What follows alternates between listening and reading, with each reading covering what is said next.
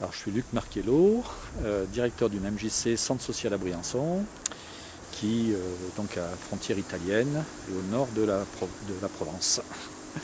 Et donc c'est une structure à la fois classique, puisqu'elle a une base MJC avec une partie culturelle, loisirs pour tous, et puis une part plus sociale, au sens du lien social, à travers l'activité du centre social, mais qui n'est qu'un projet. Voilà, ensemble. Et l'autre particularité, c'est que depuis 2003, on a un service qui s'appelle la MapMonde, mission d'accueil des personnes étrangères, qui, elle, reçoit les personnes qui résident sur ce territoire et qui ont des problématiques liées à leur statut d'étranger ou de Français en devenir. Aujourd'hui, quelles sont les actions du centre social par rapport à la question des migrations?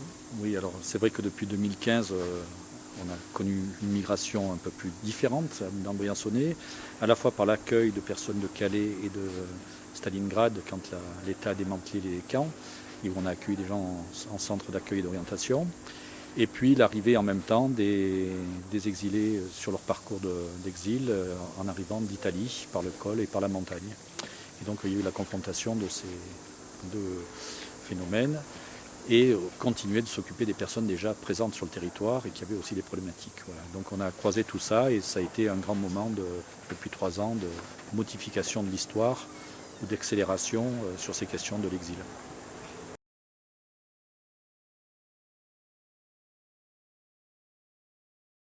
Alors bon, c'est vrai que c'est une histoire pour nous qui ne démarre pas en 2015, qui démarre avant 2003 même, puisqu'on était déjà sur des questions d'accueil des personnes, mais on travaillait avec une autre association qui était basée sur la ville de l'Argentière, qui est une ville industrielle où Péchinet avait développé avait développé un accueil de personnes migrantes, et une association était née autour de cet accueil. La fermeture de Péchinet a fait que cette association s'est développée beaucoup plus.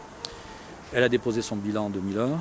Et en 2003, on a essayé de reprendre une partie de son activité qui était nécessaire au département pour accompagner les personnes étrangères. Donc ça, c'est notre histoire. On a toujours été quand même très proche de ces questions-là. Et puis un centre social, une MJC, se doit d'un accueil inconditionnel des personnes et des problématiques sociales qu'elles portent ou culturelles. Et donc pour nous, il y a une évidence, une personne qui franchit la porte et est accueillie, quoi. Après, peut-on y répondre ou pas à sa question, mais en tout cas, la question peut être posée, et quelles que soient les situations. Et est-ce que c'est une évidence que vous ressentez comme partagée plus globalement dans le territoire où vous vous inscrivez? Alors, globalement, oui. Je pense que quand même la tradition, on peut dire montagnarde, de toute façon, de ne pas laisser quelqu'un dormir dehors. Il y a eu les hospices dans l'école, ce qui sont vieux. Voilà, il y a quand même des choses qui sont un peu dans la mentalité. On ne peut pas laisser quelqu'un dehors en montagne. Ça fait partie de l'accueil, donc je pense qu'il y a une certaine tradition autour de l'hospitalité. C'est un thème qui nous convient bien, l'hospitalité, mais pas que pour les personnes en exil, hein, c'est quelque chose de plus général.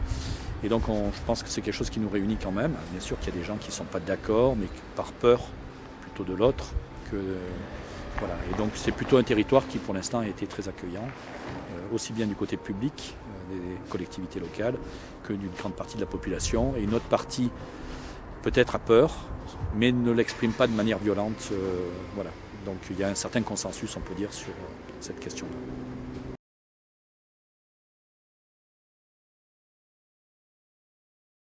On peut parler vraiment à la fois sur l'individuel. Ce qui me concerne, par exemple, je pense que c'est un grand moment d'un mouvement citoyen auquel on peut aspirer quand on travaille dans le social, type MJC Centre Social, c'est-à-dire une mobilisation populaire, citoyenne, où les gens se prennent en charge et essaient de répondre à une problématique.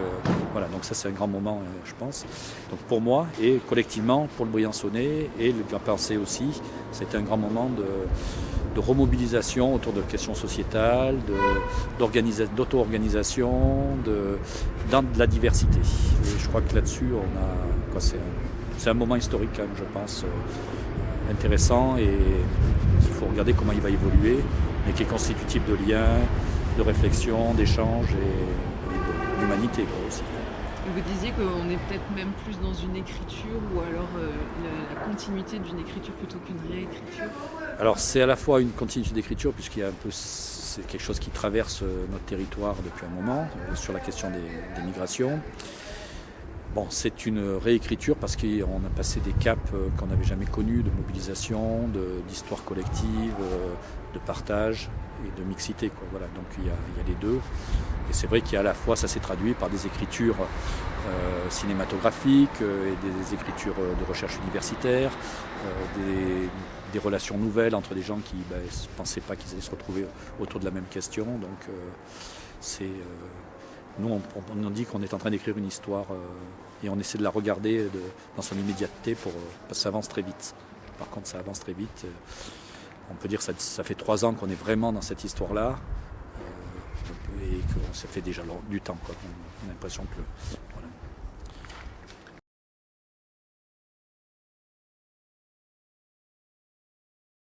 Voilà. L'actualité d'un centre social associatif, c'est la difficulté de la pérennité des projets. Bon, la base, elle est un peu pérenne avec l'appui institutionnel de la CAF.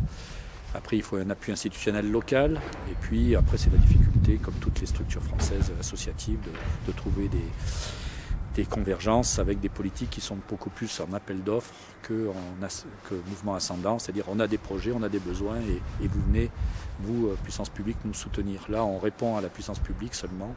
Et donc ça devient un problème, mais pour tous. Donc c'est une grande réflexion là-dessus. Et comment aussi mobiliser les citoyens autour d'institutions un petit peu lourdes quand même. On voit bien qu'on peut les mobiliser sur des sujets très forts, mais qui restent a priori quand ça commence ponctuels, même si sur la question des migrations ça va durer. Mais sur des équipements qui doivent rester ouverts pour justement permettre l'émergence à un moment donné d'initiatives citoyennes. Et là, il y a à la fois des inquiétudes et peut-être des nouvelles formes qui vont se mettre en œuvre.